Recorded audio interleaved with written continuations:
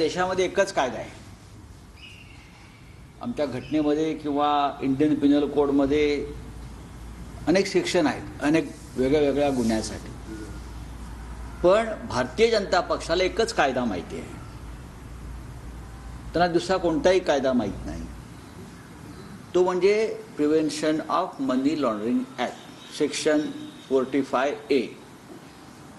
हा कायदा भारतीय जनता पक्षाला माहिती आहे आणि याच कायद्याचा गैरवापर करून ते आपल्या विरोधकांना एक ते तुरुंगात टाकतायत, त्यांचा छळ करतायत, पक्ष फोडतायत, त्यांना नामोहरम करण्याचा प्रयत्न करतायत, त्यांना शरण आणण्याचा प्रयत्न करतायत, पक्षांतर घडवतायत आणि त्यासाठी या PMLA ॲक्टचा वापर केला जातो. म्हणजे 2, 5, 10 लाखासाठी सुद्धा लोकांना तुरुंगात टाकलं. हेमंत सोरेन झारखंडचे मुख्यमंत्री ह्यांनाही त्याच कायद्याखाली अटक करून तुरुंगात टाकलेलं.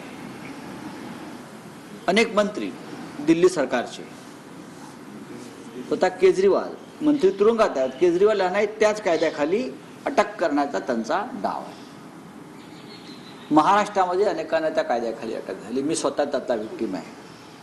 अनिल देशमुख असतील, नवाब मलिक असतील किंवा अन्य काही लोक असतील. लालू यादव आणि त्यांच्या कुटुंबियांवर सुद्धा त्याच कायद्याचा फास आवळला गेला. मग हा कायदा जे सांगतोय की गुन्हेगारी स्वरूपाचा पैसा कोणी स्वीकारला असेल, गुन्हेगारीतून निर्माण झालेला पैसा कोणी स्वीकारला असेल तर त्या मनी लॉन्ड्रिंग प्रकरणामध्ये संबंधितांना अटक व्हायला हवी. हा असं त्या कायद्यातली स्पष्ट व्याख्या आहे. त्यामुळे भारतीय जनता पक्षाचे खासदार जे लोकप्रतिनिधी आहेत, 3 वेळा आमदार आहेत, भाजपचे सत्ताधारी पक्षाचे खासदार आहेत, त्यांनी गुन्हा केलेला आहे, ते आता तुरुंगात आहेत. त्यांचं स्टेटमेंट आहे की माझे कोट्यावधी रुपये हे एकनाथ शिंदे यांच्याकडे पडलेले आहेत, मी दिलेले आहेत. का? कोट्यावधी रुपये, माझ्यानुसार हा आकडा 100 कोटीच्या वर आहे.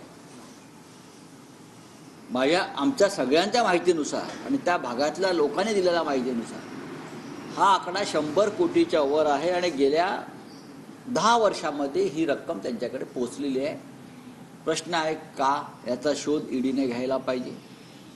आणि जर हा गुन्हेगारी स्वरूपातून मिळालेला पैसा एकनाथ शिंदे यांच्या ताब्यात असेल, त्याने स्वीकारला असेल, तर PMLA ॲक्टनुसार त्यांच्यावरती अशा प्रकारची कठोर कारवाई होणं गरजेचं आहे. याचे पुरावे काय आहेत सर?